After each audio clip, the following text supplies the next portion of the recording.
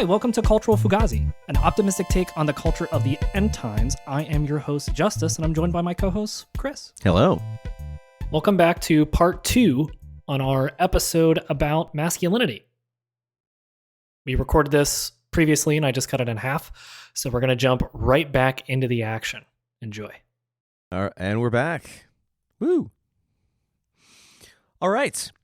So, next on the docket, we have Creed. Yeah, so now that we have done interesting, compelling, honor narrative about, the expectations of who you are and what you could become, and then we've done the expectations set on you by your father, we are now moving on to another story about fathers. Yeah. But an interesting one, because so far we have had, now admittedly in the Green Knight, you had a bit of the king acting as a father figure. And we don't really have any conversation about Gawain's father, what the story is there. It doesn't matter. The king is basically, that's Gawain's dad. Right. Here we have a very explicitly absent father. Absent in a way that is important to the formation of our primary character. And I mean, as far as the plot is concerned, a lot of the story beats follow, have you seen a Rocky movie? Good news. Then you know the progression that we're going to take. So I think the things that are interesting about this movie are, what are the ways in which it deviates from a Rocky movie? And the first way that we are presented with from the very beginning of the story is that this is the son of Apollo Creed, and Apollo Creed was not there to be able to raise this son and to be able to provide an example. So the only example of Creed that we have, of Apollo Creed, that Adonis has, is just watching films of his bouts. That's it. That's the only connection that he has. Yeah, one of the meta things of watching this film that I found really funny was pulling up YouTube videos of fake fights, things that aren't real. So he looks up his dad's fights on YouTube, and Yes. Knowing that those aren't real is funny to me. To also be like, oh yeah, no, of course. Like, hey, how would you watch boxing highlights of fights from that era? Hey, you pull it up on YouTube or whatever, and it's just very interesting whenever he does that to be like, oh, that's weird, right? Like, hey, this is a thing that does not exist. Or, the Rocky statue in Philadelphia as Rocky Cannon is wild, Yeah, right? To it's be very like, good. oh, it's there because he's actually famous and whatever. To be like, oh no, it's there because this is a scene from a movie and we put a thing here, right? It's very good. So, the film kind of plays with your expectations of what it means for these things to be literally true, right? For these things to be real, for Rocky Balboa to be one of the world's greatest boxers and have a little Italian restaurant in Philadelphia. And also what it means for, Donnie Creed to, Donnie, Yeah. he is referred to Adonis Creed. He is referred to multiple times to start life as Adonis Johnson. Not taking his father's legacy, trying to be, his own kid. He bounces from foster care to foster care, to group home, ending up in juvie for fighting because he's an angry kid. He's an angry kid and he knows how to do one thing, and he knows how to fight. Yes. So that is his primary way to express emotions, is by hitting things. Which with that, I'd have to go back. The thing that I did not do when rewatching Creed is I have not gone back and rewatched the Rocky movies with Apollo. I've watched Rocky 1 recently, but the Rocky film where Creed dies, that's not in the top of my mind to really take any of this stuff forward with it. Yeah. Well, and I mean, while there might be interesting, discussion to be had about that, and there might be interesting ways in which it ties in, I think the thing that's important here is that the absence of the actual human, and it is just so delightful that you have Apollo and Adonis named after mythological characters. And for Donnie, his father can only be a myth that he both clearly looks up to because he keeps watching these videos and he keeps fighting, but also he is very explicitly rejecting in so many ways. Yeah, what we come away with is definitely a man who becomes two people. Whenever we see him after he kind of gets out of juvie, he gets picked up by Apollo Creed's wife. He was a son out of wedlock. He was an affair, a child out of an affair with a celebrity father figure who's now no longer in the picture. So he's never wanted to be a part of that life. He then gets adopted by, Apollo Creed's wife, taken in and treated as a son, and grows into a mildly successful financial something or other. Yeah, so I mean, the sense that we get is that, his mother, Apollo Creed, did very well for himself, and so his wife is left in pretty good shape. So when Adonis does get taken in, he is given the opportunity to leave the streets and to have access to a lifestyle that involves, financial security, a really nice place to live, and clearly his mother figure she's got connections. The sense that you get when he's talking about she knows things about his job before he has told her those things. She probably knows these people. These are probably friends of friends. There's a way in which he has access to a world that he never would have had if he had not been taken in. And so the tricky thing there is that that's not his world. And there's a way in which it's not his world because he's not a financial analyst. He's still angry and he's a fighter. But it's also not his world because he doesn't want to do the Creed thing yet. He's not... He doesn't feel like he fits there. So he flies down to Mexico and does possibly illegal bouts. Who even knows? But he is continuing to fight because that is something that he can't get away from. And it's also the only legacy that he's building for himself, right? So his mother potentially helped him get that job. He doesn't want to use his dad's name to start his boxing career. So the one thing that he's been able to do, that he's been able to build for, his own identity, is the fact that he is an okay fighter who does want to go fight. So the one thing he does is he takes the money that he wins from fighting and he flies to Mexico and he fights. And then he uses that to fly back to Mexico and fight more because he doesn't want to use the name in the US. He's going by Johnson as his boxing name and really trying to build his own identity, which eventually comes back to change his life later on. But with that, he quits his job, says, I'm going to be a professional boxer. And where does he go to start his boxing career? Where does everyone go to start their boxing career? In a Rocky universe, they go to Philadelphia. Of course. Philadelphia is an okay city. You and I have had a good time there. Yeah, I'm a fan. I will say it's really interesting, and I think this gets to some of the tension that this character feels throughout much of the movie. He doesn't want to trade on his father's name, but he does go to the gym that his father trained at and that he knows that Rocky has trained people at. He goes to the place where the legacy, if his father were still around, probably would have brought him. So as much as he keeps pushing against his father's influence in his life and that sort of myth and legend, he does keep just walking right, just gravity just keeps just pulling him in that direction. We kind of get this interesting, what I think is an interesting push and pull from this character, right? So he wants to start his own legacy. He wants to live his own life.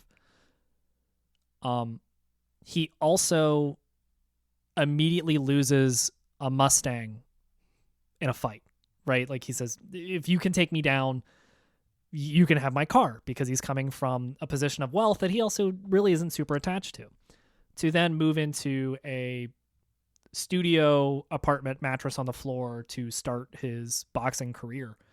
That being said, he is not what we've seen as our primary masculine character for a lot of these other things. He is, even when he's in juvie, he says, quote, I beat his ass because he said something about my mom, right? Yes. Like he's coming from a different perspective, which is what the Northman had an issue with, which is, love your mom, but like love your mom from a respectable distance. Skarsgård, come on. But like he's just a boy who loves his mom. He loves and his whenever he gets adopted, he has affection for this woman who takes him in. He feels guilt about quitting the job because he doesn't tell her, right? He doesn't tell her right away. So he obviously has opinions and thoughts about who this woman is and how she takes care of him and what that means for him as a person. He's not heartless about these things. He cares too much about these things, and that's part of why he's so mad. But it's definitely it's an affection, right? Like we are not dealing with someone who's emotionally stunted. This is a man who has emotions and doesn't know what to do with them. And the thing that he knows how to do is to punch people. And he's very good at punching people, apparently. But yeah, for him to then take on this journey where he could be entirely from zero, instead goes to Philly, goes to, the roots of his father and one of his father's most historic fights, is either a reflection of him and his relationship with his father, or him and his relationship with the only living connection he has to his father, which is Rocky Balboa, who is working at a small little Italian restaurant. Yeah, and I think that it's incredibly interesting because you do have in the previous movies that we have engaged with, particularly the Northman, you have people who are very much, they have a conception of what it is to be a man, and they are attempting to live up to that conception.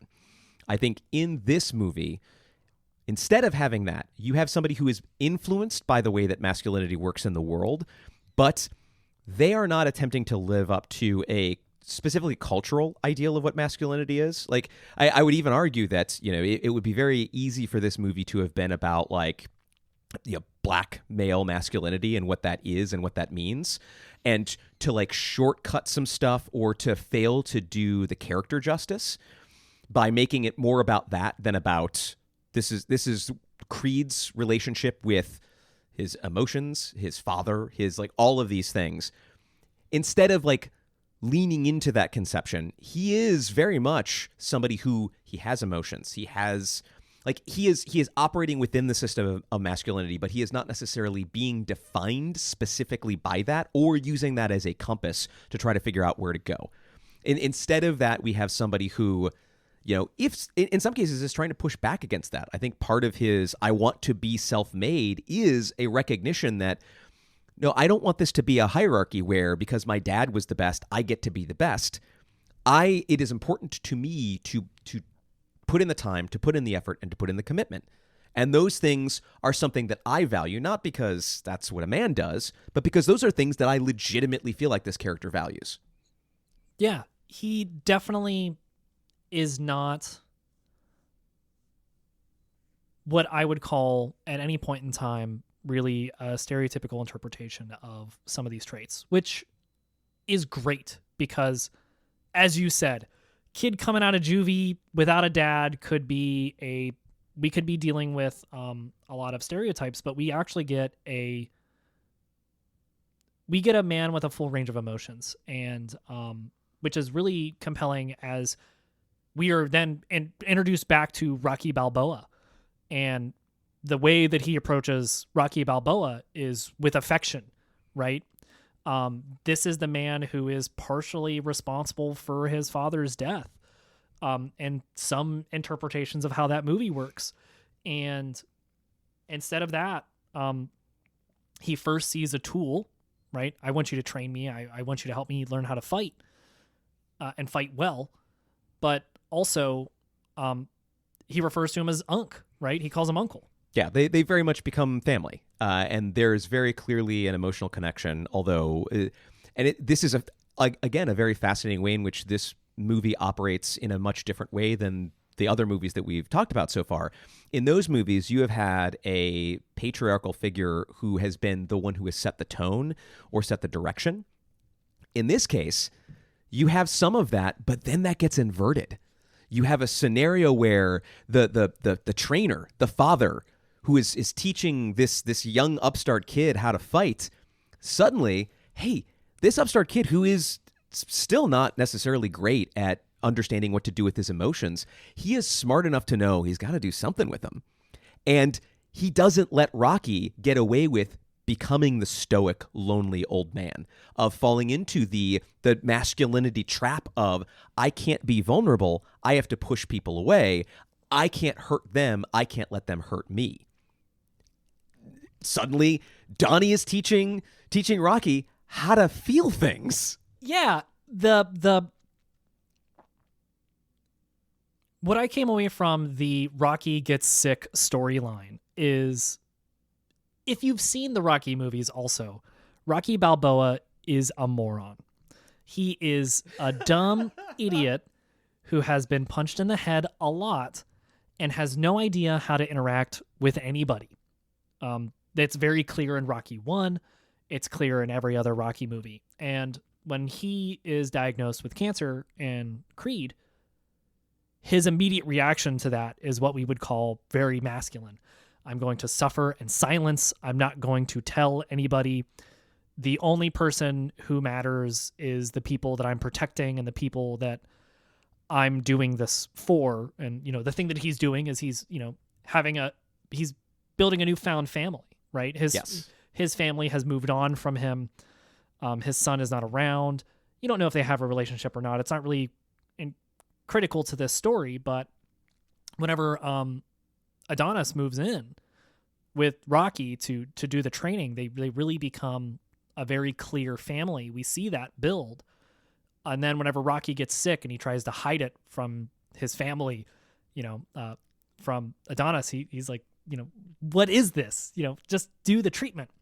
Stop being such a weird, toxic man about this whole thing. Be vulnerable. It's okay to be scared about this, but think about everything that you're going to leave behind. Think about me, this thing that you now have affection towards, and you're going to leave me behind because you don't want to do treatment. Yeah, because Rocky immediately, after he hides it and attempts to be the martyr who, well, just no one can know, once Donnie finds out, then his immediate reaction is push him away. Like, you're not actually that important to me. What do you think? We're friends? We're not friends. I'm just training you. I'm not close to anybody. I've seen how this plays out and it's not good. So just back off. Yeah, and not only that, but you can also see Rocky being like, Rocky's not good at it either. Yes. Right? He's still a man who's been punched in the head a lot. Yes. Where he's like, oh, why did I say that? And I think it's a really, that relationship turns really healthy. Yes. It is a really great portrayal, or portrayal, not betrayal. I'm saying a P, not a B. A really great portrayal of two men having a real family connection. They really care about each other's well-being and their health. They want the two of them to be the best that they can be. Adonis is not going to fix Rocky's family issues or the fact that his son is not around, but he can be there for him when he needs someone to be there for him. And they are supportive and vulnerable with each other in a way that, at the beginning of the movie, I think arguably both of them are not great at. But interestingly enough, I think Adonis is better at it than Rocky is. And got to give a shout out to Bianca here. She helps. She's definitely very good at being like, hey, you're both being real dumb. Maybe let them in. You care about each other. Could you just please talk, please? Yeah, we in none of these movies does anyone actually go to therapy. Again, but we do get close to therapy-like interventions from Bianca, who's like, maybe the Northman had it right, the magic of women, right? As the way we usually portray them or, show them in films, right? Well, so I think like this is a very interesting situation where I think that this actually takes the magic of women situation and goes, no, come on, the Northman, you got it slightly wrong. The relationship that Donnie and Bianca have together is a mutually supportive relationship, and it allows Adonis to like figure some stuff out, and he has the safety to learn how to be emotionally vulnerable in a way that then lets him help Rocky. But it's not because like he is doing nothing there. He is also I really appreciate how the movie, and this goes back to masculinity, this is not just about men take from women. They have the secrets, and you need to learn to let them show you this. It is, you should be a partner. And being a partner will allow you to lean on your partner and allow them to lean on you, because we do see her get to lean on him in ways that makes it clear that this is not like a one-sided relationship, and that part of Adonis understanding why it's healthy for him to be a better person with Rocky and to be vulnerable is because he is vulnerable with Bianca and she is vulnerable with him. What I found with that relationship that really worked for me was Rocky's found family journey, and she's immediately brought into the fold, no questions asked. And when they eventually get to, Adonis living with Rocky and Bianca have a relationship. Yes. Right? Like they are two people, and they understand that they are both Adonis's support system, such that whenever he flies all the way to one of the other sides of planet Earth to have a fight, Rocky is either Bianca or Rocky are contacting each other, and they set up, her showing up, because, you can have a family that has these types of connections, and it's, healthy and reasonable, and to set meaningful conversations with multiple people in everyone else's life. Like you only become better whenever this happens, not worse. And I think they really build that stuff up, and it's really, really, it's funny too when they do it really well. Things like, Adonis saying, "Oh, this is my uncle." And she kind of looks at Donnie, looks at Adonis for a second, like, "Oh, you didn't tell me your uncle's white." Yeah, you didn't tell me your uncle's white, right? Like, and he goes, "Oh, no, not my actual uncle." But that idea of found family is one of the things that some of these other movies really don't touch on too much. Maybe our last one does a little bit. Yeah, it there is definitely that aspect to it. But yeah, this is the one that hammers that point home the most. Yeah, specifically what it means for two grown-ass men to have emotions with each other that are meaningful, right? They are both vulnerable with each other.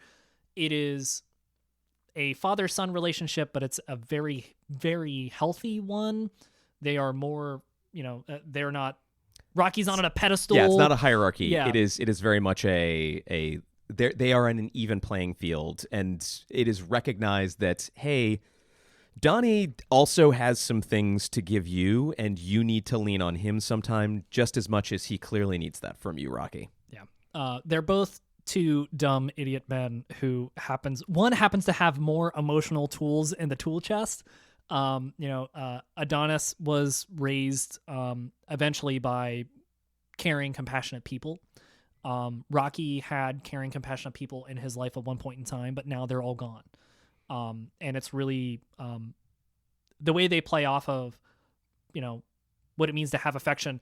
And also, at no point in time are these not the most freaking bro-ass bromen that you've ever seen. In this film, Sylvester Stallone is still massive. Yeah. Michael B. Jordan is a built man, and then they're shadow boxing while nurses are coming in during Rocky's chemotherapy, right? Like these are I would say really, really, really healthy portrayals of what it means to be, we set up idealized relationships and idealized men. This is a very healthy thing. It's not the end goal, but it is definitely a state of living that you could look at and say, this is good. This is, these two men are going to get a better relationship and be better people because of the relationship they have with each other. Yes, absolutely. There's mutual support there. And I think one of the things that is very important about this movie, and I think, so the last two movies that we talked about, I think are very much presenting a depiction of how masculinity works and have a commentary about that. But I don't think they're necessarily showing us, here's what it looks like if you maybe do a healthy version of that. They're kind of just sort of pointing out the problems and maybe pointing out some ways in which like those problems could like have interesting aspects or interesting solutions. But we don't get to see somebody who embodies some of the solutions that the green light. We're left at the point where maybe he could have done an Adonis-like thing. Maybe he could have been emotionally vulnerable. And in this movie, we get to see that. We get to see what happens when, and we do get to see some parts of him failing at that. And I think that's also important. You know, I think one of the things that this movie wants to make clear is that having these feelings and figuring out how to share these feelings is difficult for men. It is not an easy thing to do. And sometimes, often, they are going to screw it up. And if you're lucky, you figure it out. If you're extra lucky, you have a Bianca who can call you an idiot and help to point you in the right direction.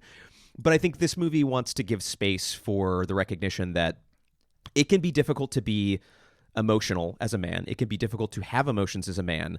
But look at what happens when you have the space to do that. And look at what a huge difference that can make in your life and the lives of people that you care about. One of the things that the movie does that I found helpful for our guiding path of what it is to have manliness, what it is to have masculinity, is even our villains in this film. We don't have an Ivan Drago who eventually is a monster, but we build the monster, right? Instead, we have other people who are just really good at this. And not only that, other people who have to live this way. One of the things with that Adonis has to deal with the entire film is he doesn't have to live this fighter's life, is what they tell him. He doesn't have to be a boxer. He's good at other stuff. He's college educated. He's, has a support system around him where some of these people don't have this as an option. And multiple times the people that he fights don't have anything outside of this life. Our big bad is a guy who's going to jail for gun charges in the UK. And he wants to be the best there is too. And his fight is cut short because he's too aggressive and he punches the guy and he's going to be sued for millions. And his trainer is looking out for him by scheduling this fight with Adonis. He's like, well, I don't want to fight this young upstart who's nobody. He doesn't deserve to be in the ring with me. And his trainer goes, I don't give a shit about you. I want your kids to have a house. I want, this is a hard life to live. And I want to make sure that you have set up your own success in such a way that the people around you who have shown you love and support are going to have something at the end of the day, kind of because you're an idiot, right? You could have had a longer career if you weren't so stupid, is kind of the takeaway from that.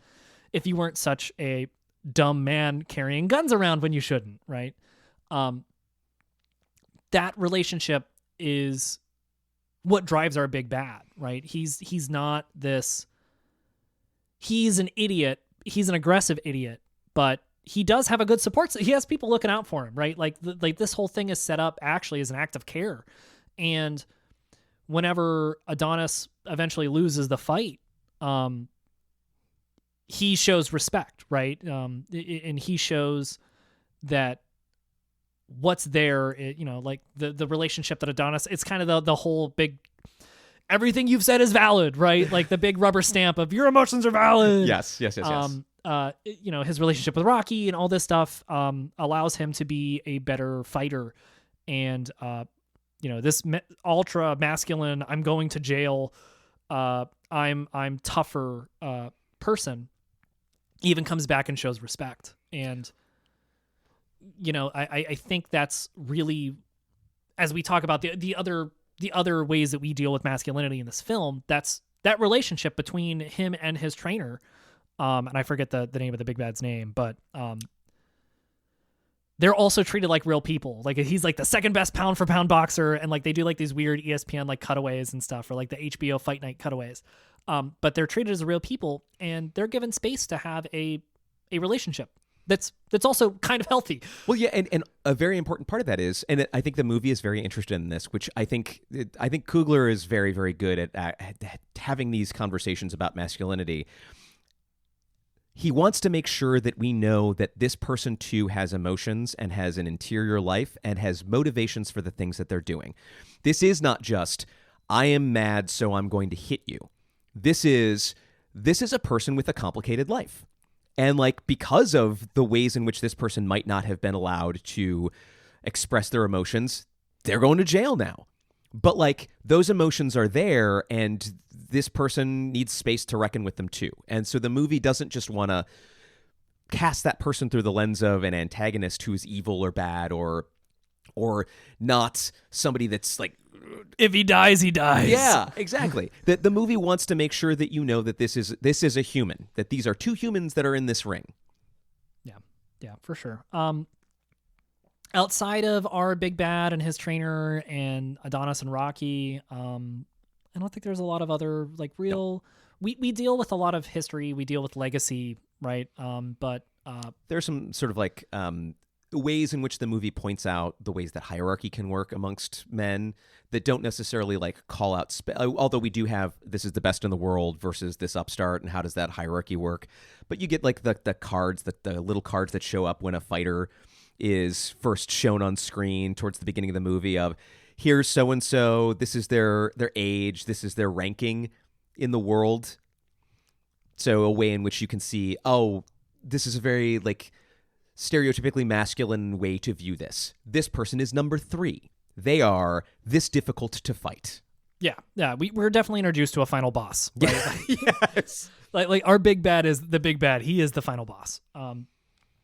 We do have a Giga Chad, if you will. I think coming back to it, to wrap it up, everyone seems like, even if they haven't gone to therapy, that boy, oh boy, have they made internal improvements, right? Almost unrealistically so, with who they are and their emotional growth. I would expect at least a psychiatrist or two, because everyone seems like super happy. Like, everyone eventually at the end of that film, everyone I would say is in a healthy spot emotionally, which Gawain gets there, and the Green Knight. Gawain is eventually what I would consider somewhat healthy. He may have to die for that. Who knows? Yeah. And the Northman, absolutely not. Not even close. No one is in a good relationship. At the end of Creed, I would say that we have some pretty solid foundations for everyone to be emotionally available and emotionally sound. Yeah, and I think one of the interesting things is, I do think that Coogler does make some indications of the ways in which there are some unrealistic expectations for men. But what the film does a beautiful job of doing is you have these characters who subvert a lot of those and do get to a space where, yeah, they're actually kind of healthy. Good work, team. You did it. And I think the takeaway is there are obviously at least 2 more movies. Yes. The third one is coming out at the time of this recording here soon-ish. We've seen trailers for it. I'm pumped. Creed 2 is a different film. Creed 3 does not have Sylvester Stallone in it, so some of that relationship either has to change or adapt, or they're going to do something with that. Because they're tired of paying him money, and I would also be tired of paying him money. I'm sure he's very expensive. I'm really curious on how they'll continue to develop these characters. Whenever I walked away from this, I know obviously Act 2 is going to be a little bit of, but what if they're not as healthy as you think they are? And Act 3 looks to be, the third movie looks to be, what if his time in juvie was more impactful to the rest of his life and the trajectory that he's taken it? Where his, friend played by Lovecraft Country and now Marvel famous Jonathan Majors. Jonathan Majors, yes, thank you, Chris, is in that and also looks like he's built like a brick shit house. My God. I mean, did you see Lovecraft Country though? Because I know that's kind of the space that he inhabits. Yeah, that's. I just. and you know what? Michael B. Jordan is, whenever he was in Black Panther, like, I was like, that's a big man. It's not small. Yeah, and then like, hey, what if? Oh, I'm so excited. I'm super pumped for this. Yeah, and I do think that there is a space where the third movie is a bit about, hey, Adonis, you've had a chance to get in this healthy situation where you have support structures and you've been allowed to thrive. What would it look like if you didn't? And how do you cope with the knowledge that, like, you got to do this, but maybe somebody who maybe was close to you didn't? And what does that look like? But we will have to wait to see what that movie has in store for us. I think even outside of this movie alone does a lot of really good work in sort of tackling these themes of masculinity, the ways in which it does work and the way in which it can work, and giving us our first lengthy, healthy depiction of this is a way that you could even be not terribly healthy and figure it out.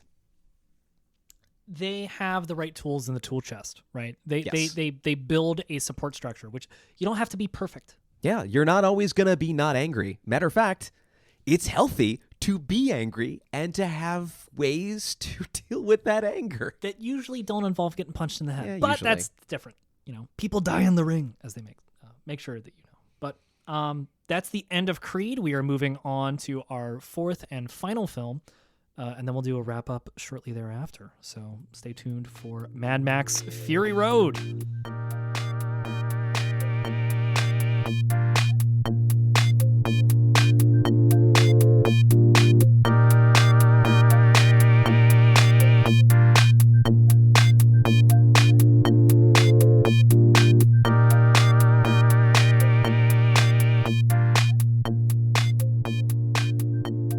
And we're back for our fourth and final film, Mad Max Fury Road. Yes, indeed. And with Creed, we looked at somebody who we got to see struggle through maybe having a slightly unhealthy relationship with their anger and some difficulties sort of integrating their father's past and finally getting there. This time, I would argue that we actually, weirdly enough, start with a surprisingly healthy male? I don't know. I don't know if I would say that he is healthy. He's dealing with some unresolved trauma. Yes. So Mad Max, our primary protagonist, our main character, well, that's debatable. Yeah. We'll get into that. Our named character for the film, played by Tom Hardy, is picking up where Mel Gibson left off in the Mad Max trilogy with our weird apocalypse, leather jacket wearing, massive car driving, man's man, right? He's a survivalist. He's the lone wanderer through the wasteland,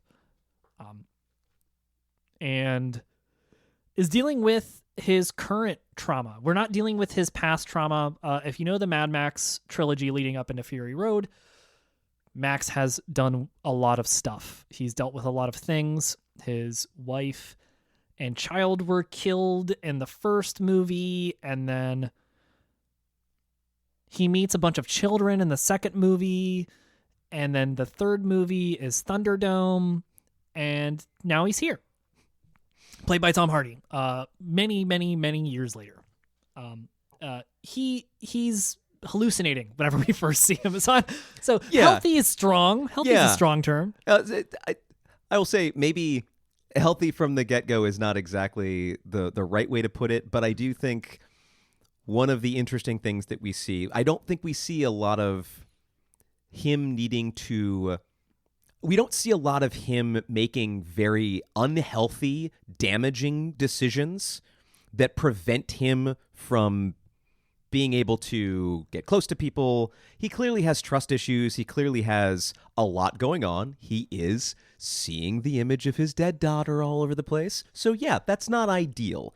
But, where we have Donnie who is, punching musicians at his girlfriend's show because they called him his dad's name. And, well, really, because Rocky was diagnosed with cancer and he just didn't know how to deal with his own internal grief. Yes.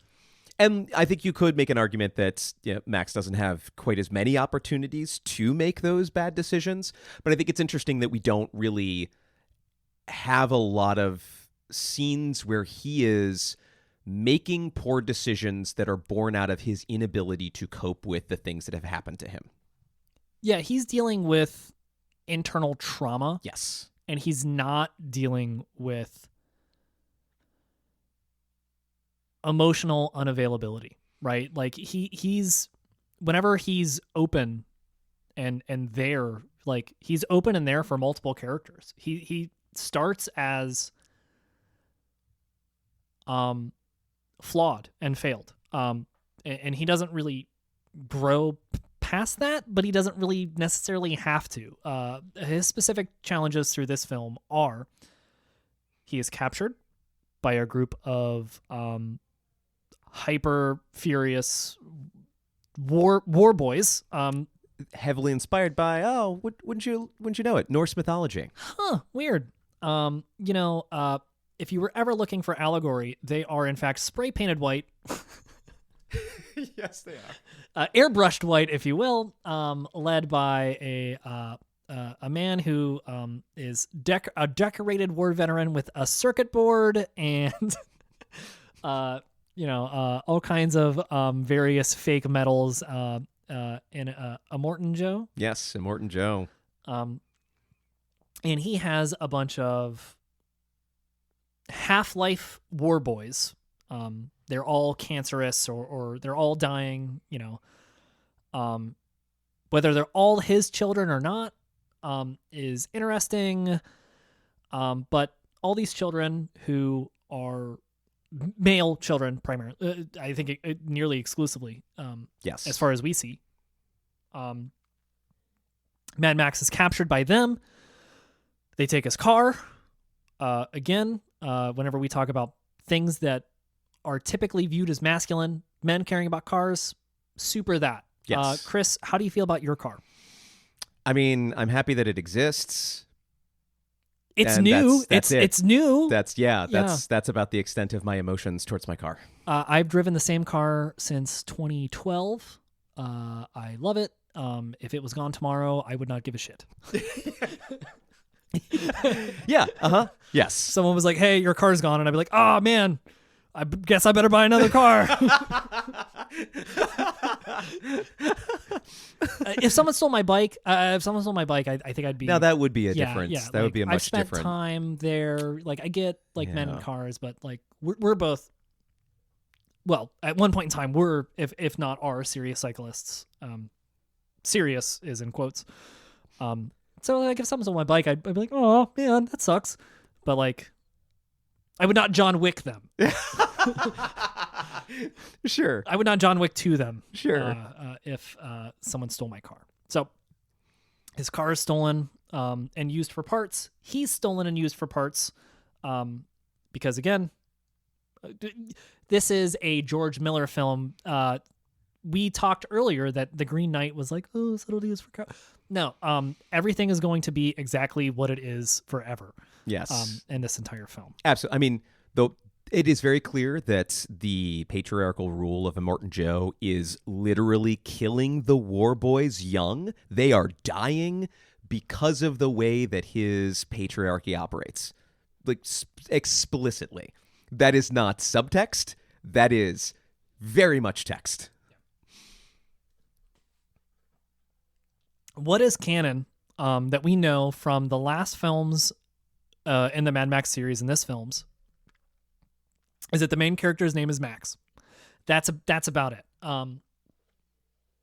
Morton Joe, actually played by the same actor who played Toe Cutter, the primary villain in the first Mad Max film, who dies. So, who cares? Casting is like the meta commentary of films. Again, we talked about it with the Northman, but the meta casting here is on point and very critical. This is also his last appearance before he passed in film. So, so we have a king who rules his radiated Viking war boys, and their thing is they want to drive cars into battle, led by their imperators, and they're ideally die a glorious death and be witnessed. In fact, with getting high on some spray paint, which, I mean, to each their own. Sure. Their imperator, one of the imperators, I don't know how many there are. We're not really alluded. We know that in the movie, based on the credits, there are at least 3 other imperators, though I think only one other imperator is named. Yeah. And we get Furiosa. She's about to drive this truck. They're going to pick up stuff. If you haven't seen this movie, I can't help you here. Because I'm not going to describe this one the way we've done the other ones. Yeah. There's a lot that happens. And I think part of what would make it difficult to describe this movie is a lot happens. I don't know that all of it is necessarily key to understanding the way that the movie is interacting with masculinity. It's all very interesting, and a lot of it is very cool, and it is a beautiful movie. So I think the bottom line here is, if you haven't watched the movie, you should go watch the movie. Yeah, I would say of the 4 movies that we talked about for this specific podcast essay thing, the thing that we've done, go watch this one. If you haven't seen one, go watch this one. If you have seen this one, go watch it again. If you have seen this one twice, go watch it a third time. I think Sure. this is for this watching or this conversation that we're having. I think this is the 5th time I have watched Fury Road. I think it's close to that for me, maybe even 1 or 2 more. Prime viewing opportunities are as big and loud as possible. So if you see it back in the theater, which we're getting semi-close to, we're over the 5-year anniversary. Yeah, that would be delightful. And yes, if you have the opportunity, this would be a good one for that. Yeah, for sure. But yeah, so because it's big, loud, and stupid. How we portray most men and things. Yeah, actually, that is, I have one of the points that I have is that spectacle is very important in this movie. And a lot of the spectacle is explicitly about sort of displays of overt masculinity. Giant cars that are decorated in ridiculous ways.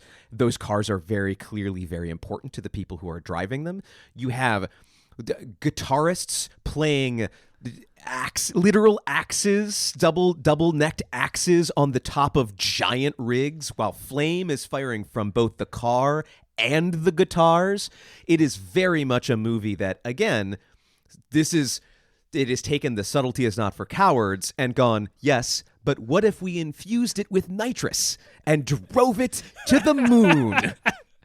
Yeah, what if we took an allegory and strapped it to a rocket ship and blasted it into space? Yes. Have you seen the sun? We'll get there.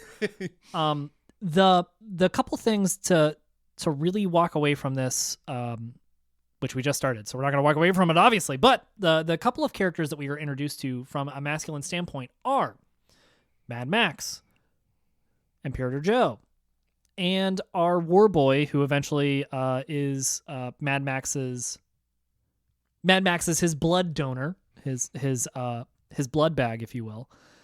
I believe his name is it's Nuck, I believe. Yeah, it's Nuck. Yeah, I thought it was just Uck, but maybe it's Nuck. Some of these people do have an Australian accent, as they should.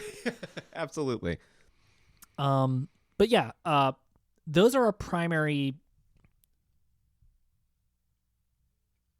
Max and Nuck are the two that are our primary growth opportunities for characters. Yeah, and Morton Joe is really there as, and I very much appreciate, I think with Creed, you got some like gesturing to what the current state of masculinity is, or some commentary on like how a masculinity operates in society. Here, I appreciate, again, subtlety. What even is that? You get Immortan Joe as, hey, we are going to just make the character that embodies the most toxic traits that one could label as masculine or patriarchal, and we're going to just put him on display and make it incredibly explicit. Yeah, he's well known for things like women are possessions. He only wants male heirs. He's also hyper obsessed with image, and coming off as hyper ripped. He like the thing that he wears, which is like this weird strap-on clear suit that gives him like fake abs, is with fake medals, and like again the chipboard that's on there, which is like a stick of RAM that's like, hey, this is a medal too, is so good. For like, and he gets spray painted with like white skin, and then that gets strapped onto him. We don't even need metaphors. Yeah, we're dealing in the literal here. Yeah, it is very explicit and hierarchy for him is incredibly important. He is at the top. He has very clearly indicated where everybody else lives in that hierarchy, and he very clearly gets to say whether or not you have moved ranks. Yeah, he's literally the person who gets to turn the water on and off. Yes. Right? So we go from him back to the War Boys. Yes. And what their primary motivators are as characters, which is they want to die glorious deaths. Again, we saw this in the Northman. Hey, turns out Vikings are now this weird part of pop culture, for better or for worse. If you understand political movements, you would understand why that is for better and for worse. Maybe a little bit disconcerting for some of us. Yep. So they want to die in battle because they're already dying, right? Well, and glory, it is very clear that they want glory. And again, explicitly, they are fodder for the machine. It is, I appreciate the way in which Miller wants to point out women are degraded and treated as property. Men are also fed to the machine. They also lose. They are also dying because of the way this system works. And he makes it incredibly explicit. Yeah, the thing that I took away from how he deals with women, specifically in the film, and shows how Immortan Joe deals with women. We're introduced to three classes of women, multiple classes of people. You're either underneath, you either like the water gets turned on and off for you, because you're not in the tower, or whatever that is. There are two classes of women. You're either overfed, so that you can produce milk and offspring, or you're kept in a vault. Yep. So like, oof. There's no good transition out of that. But like, the class of women are very, you're either unworthy to be any part of it, you're a good producer, or you're a prize. Yeah, property. Yep. You are property. You are Yep. status. Yep. That is, again, Miller is very clearly making blatant commentary about, hey, patriarchy is kind of messed up, right? But like, Immortan Joe is able to take kind of people who you would look at in a hyper-militaristic society that would be discarded, right? So you have the guy who's like the viewfinder, who is in an automated wheelchair for the entire film, very obviously handicapped, still being useful, right? Still doing, and what I mean by that is like specifically using the skills that he has as being useful, where you do not see women in that role kind of at all throughout the entire film. Absolutely. Only for men, right? Like Yes. only men are able to exist that way as Immortan Joe's children, right? They're both of his children that you see are stunted in some way, shape, or form. His very large adult man son has an oxygen tank Yes. the entire time, and that is used against him whenever he eventually fights Mad Max. But men are allowed to have specific flaws that we do not see any women possess outside of Furiosa, who doesn't have her arm.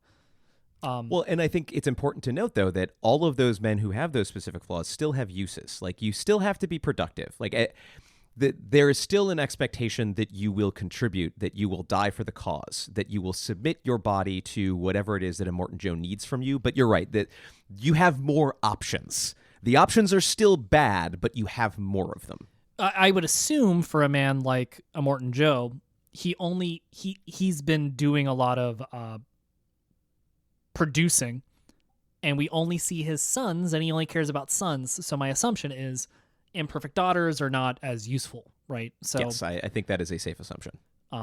that's the polite way to me say a whole bunch of things that I was going to say. But he's generally a piece of shit. So his sons are important to him. They get to flourish in positions otherwise that you wouldn't see kind of anyone really fill out of these specific types of characters. And, then we do Mad Max Fury Road, which is Furiosa takes all these wives. She gets in a big truck and she goes, we're going to get the fuck out of here. She eventually encounters Mad Max being strapped to the front of a car. Mad Max holds her up at gunpoint with a fake gun. They fight. They drink a lot of water. And then they turn around and go home. Right? Like the film as a mechanism of getting from point A to point B, very concise. As far as an emotional character journey, our named character, Mad Max, isn't really mad, other than he's slightly, again, unresolved trauma that he's dealing with that's very recent. Yes. That's it. Which I think gets back to the point that you alluded to earlier when we first started talking about the movie. You have a situation here where Mad Max is our point of view character, but Mad Max is not our main character. And I think one of the ways that this interacts with the idea of masculinity and the ways in which Miller is interested in discussing masculinity is that he does not want this to be a movie where our hero is the angry, mad, masculine man who's shooting everybody and beating everybody up. He wants that person to witness Furiosa and to support Furiosa in the journey that she is taking. And so you have a very fascinating scenario where our lead man is there primarily to see the woman who is actually taking the actions and to support those actions. So what does that mean about Miller's conception of masculinity, especially when you look at what he has shown you with Immortan Joe? How different is that conception of masculinity? There is a version of this movie that Mad Max is your regular action movie star, right? He solves all the problems. He drives the truck the whole time. He is the best shot. Nothing, he gets more of your Die Hard than what happens to him in this movie, where he's the primary problem solver. He's not the primary problem solver in this film.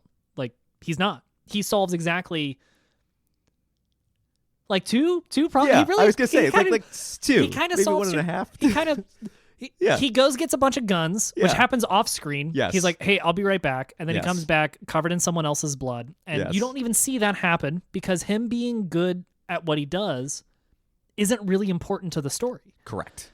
And then his other primary motivation outside of like being a good combatant and being a reasonable fighter is he goes and convinces everyone to turn around. That's it. Yeah. Yes. And that's not because everyone else is dumber than him either.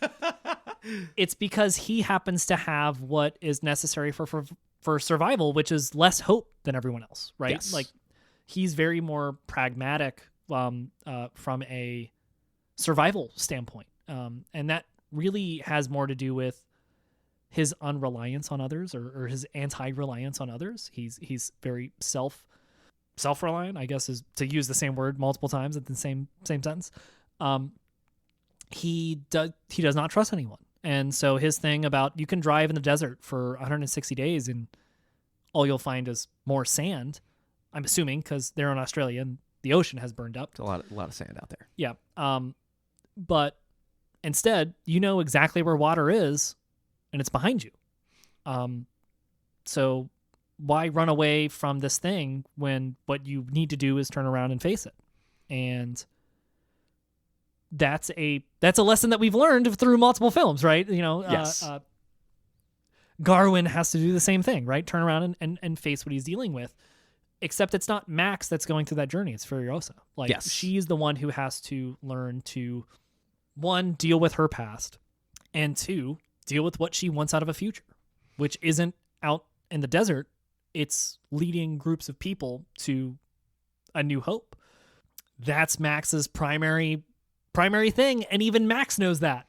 At the end of the film, whenever they're like, "Hey, we did the good thing. We brought seeds that we can grow," even though there's plants in there. They already have stuff, right? Like Yes, they they're absolutely do. That's a society that can actually exist, except what they did was they added classism to it. But now they can grow more stuff. Cool. Great. A lot of people had to die to get us, right? But really it's about, or what I took away from that was there is this internal journey that these two characters had to take together, Furiosa and Max. Max doesn't, there's the meme that Max doesn't really matter to that entire film, right? Like that entire movie could happen without him, but it can't. He has to be there to steer that conversation back around.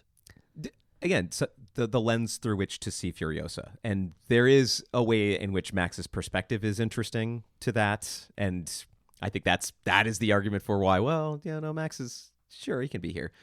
But I also think that you could argue that Furiosa does need to be able to lean on somebody. And I think it is interesting that you have these two characters that both have some trust issues, who both end up trusting each other very much. I mean, you even see the seeds of it at the very beginning where, and this is one thing that I really appreciate that I think, again, gets back to the idea of, this is part of the reason that I was like, he actually seems like he's like not maybe healthier than some of the other characters that we've run into. Because from the very beginning, instead of like getting in his own way, he is willing to cede some ground to Furiosa so that she can do stuff that needs to happen while they're getting chased, despite the fact that if he really was going to dig into not trusting, if he was going to pull a Northman here and be like, no, I have this idea about the world and I refuse to let it go because I'm a stubborn man and I can't grow, he wouldn't have allowed that to happen. He would not have given her that bit of trust even that early on because he doesn't know her at all. But he also knows we don't get out of here alive if she doesn't do this thing. So either I go ahead and trust her a little bit and let her do the thing, or we all die. I think in The Northman, Eggers does this thing where eventually Skarsgård and Anna Taylor-Joy are talking outside of a village or outside of one of the buildings. And Olga, the witch, is trying to explain what the plan is. And Skarsgård kind of goes, "Shut up! I have an idea. Let's move on." Right? Like the plot is revenge. Nothing else matters. I'll see you later. Imagine someone trying to interrupt Furiosa during this film. Like it's impossible. Especially not the character that Max is during this movie to be like, "Hey, no, shut up. The plan is actually this." As you were specifically talking to like conceding, not only conceding like the mechanization to be successful.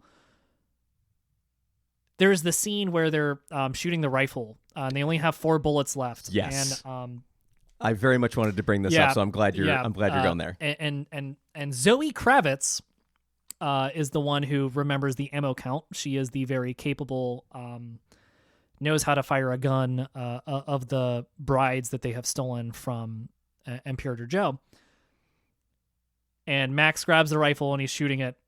And every time he fires the shot, she just goes 3, 2, and then Furiosa comes over, grabs the rifle. Max hands it over, like no questions asked, nothing. It's great though, because Zoe goes 1, and then he pauses. Yep. He takes the rifle down, and it looks like he's recentering himself. And in the background, you can see Furiosa start to move forward. Like, I should do this now. Yeah. And then uses his shoulder to rest the shot, and tells him, don't fuck it up, don't breathe, right? And then makes the shot that he cannot make in 3 other ones. Very much like a capability discrepancy between our 2 antagonists, because what Max brings from a masculine standpoint is not capability, right? He's not this savior character. He's not here to save the damsel in distress. He's not here to, these are not princesses that he's going to walk. He might have that idea, or you might have that idea. And specifically, our war boy who's with them for part of it kind of has a little bit of that idea, right? Not kind of comes away thinking, I'm going to give Immortan Joe his wives back, and I'm going to take them from Furiosa, and they're in distress, and what they need is me to come save them. And then eventually he goes, oh no, but actually Joe just needs them, and then we learn his growth because he's not capable, because he jumps on to the war rig and stumbles and gets stuck in the railing, and Joe watches him stumble and goes, you fucking moron, and kind of moves on. Where we see men be vulnerable is opportunities for growth. It's one of the two. It's the trust point between Max and Furiosa, and it is where Nuck learns that the life that he's currently living is not worthwhile, right? He saw me fuck up is the primary thing that drives him to become closer to the women who are escaping, right? And they bring him into the fold. They know that he's just as vulnerable as they are, that he's just as not abused in the same way, but just as exploited as a person, because they exploited his masculinity. The point that drives him forward is his need to be useful, because he's not useful for anything else other than fighting and dying. That's it. That's all he brings to the table. And whenever he fails at that, that's whenever he becomes vulnerable, and that's whenever they can latch onto him as a character and really bring him into the fold and make him into a 3-dimensional person instead of the person that he starts that film as. Well, and a lot of that does have to do with everybody in that scenario recognizing him as a full person and not turning him into a masculine stereotype. And I think that gets back to some of the stuff that we talked about with Creed, where the movie gives this character the space to be a man who messes up, who does not understand how things are supposed to be, who can be vulnerable about it, who other characters can recognize have also been damaged by the system, can point that out, and can offer an alternative that he then can say, oh, you see me, you see what I'm going through. I can sit with this vulnerability, and I can lean into it. I can become part of this family, which is not always the thing that men will do in the sort of stereotypically masculine thing is stay stoic, stay Northman, keep doing the revenge thing, continue to uphold that Norse value of be witnessed dying for the great purpose. He still does that, so like he still doesn't, sure. But like he doesn't learn everything, no, but but like he dies because of love, though. right, his purpose changes. Yes. Right, and that's the growth, right? Like he realizes the great purpose is not to bring these prizes back. The purpose is he isn't, it's very important that they don't ask him to make that sacrifice. At no point does anybody say to Nuck, we need you to blow this truck up so that we can escape. They explicitly tell him, you make sure you come back safe. So they place value on his presence in a way that Immortan Joe and the rest of the War Boys never did. And so he gets to make the active choice to say, no, I care about these people and they care about me. And in order to protect them, I am going to sacrifice myself. One of the things that we consistently see throughout the entire film is the idea that masculinity is a thing to be exploited. We see that with the War Boys. Everyone's favorite meme on planet Earth from the film is that's bait, which is whenever Mad Max sees a naked woman in a light post or in an antenna, and she's naked and says, please help me, and he knows well enough that that's him, that's someone exploiting men, right? The type of people who would wander the wasteland to figure out exactly, like, oh, of course, a naked woman tied in a thing, I better save her, maybe I'll get something out of this. Run by the many mothers, right? Like Yes. that's their gimmick. Hey, if you're this stupid to fall for this, I've shot every man that I've ever met in the back of the head, right? Yes. Like, but I think there's something there to the idea that the toxic side of masculinity is toxic. Yes. That's the one thing that this film does that I think the Northman doesn't do. Yes. Is that we see that ramp built to show us what is and isn't healthy. And not only is toxic masculinity not healthy, but it's a thing to be exploited. It's a thing to keep you oppressed, to keep classist systems in place, to really lock you into your state of life is by adhering to societal and cultural norms of what it is to be a man. Yes, absolutely. And I think that is part of the difficulty that I had with that movie is that it's hard for me to tell if that movie wanted to have that conversation. And the thing that I appreciate with Mad Max Fury Road is that Miller makes it very explicit. So it's impossible to miss that that's the conversation that he does want to have.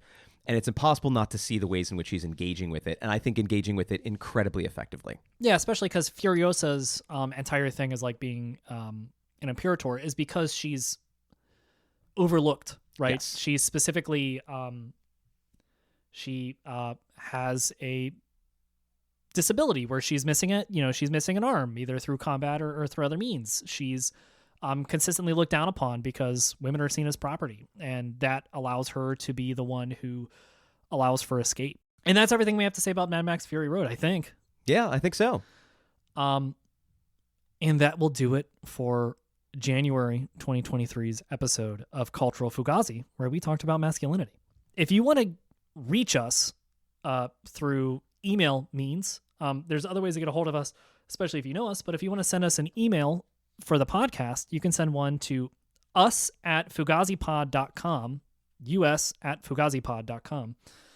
That's the email that you can reach Chris and I at, and we can happily talk about some of our thoughts, or I'm sure you can find us at a bar and buy us a beer if you know where we are.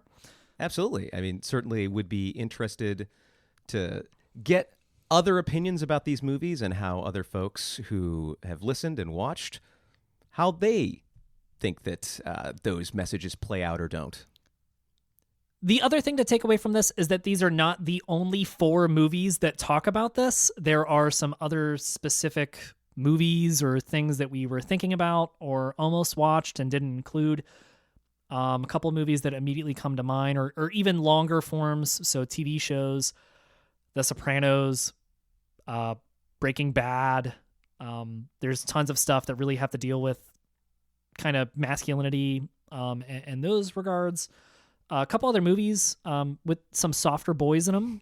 Chris, you were just watching one. Absolutely, and I think there would have been some interesting things that that Scott Pilgrim versus the World had to say about the conversations that we've had. So certainly, if you do want to see just not a man who looks like he would punch a bunch of people, end up punching a bunch of people, which is part of what makes it interesting, Scott Pilgrim versus the World. And I think we definitely saw a lot of discussion about the very hard stereotype of masculinity. I think Scott Pilgrim does a nice job of tackling the nice guy and how that actually has a lot of masculine baggage to it as well. To bring it back to The Sopranos, that is a situation where someone actually does go to therapy. Sure. Yeah. There's a man who actually goes to therapy in that. So that will do it for this month's episode. Thank you for listening. Like and subscribe. Leave us a podcast review on your podcatcher of choice. And we will be back in about a month or 2 weeks, depending on how we edit this, for another episode of Culture of Fugazi. It's been great. Take care.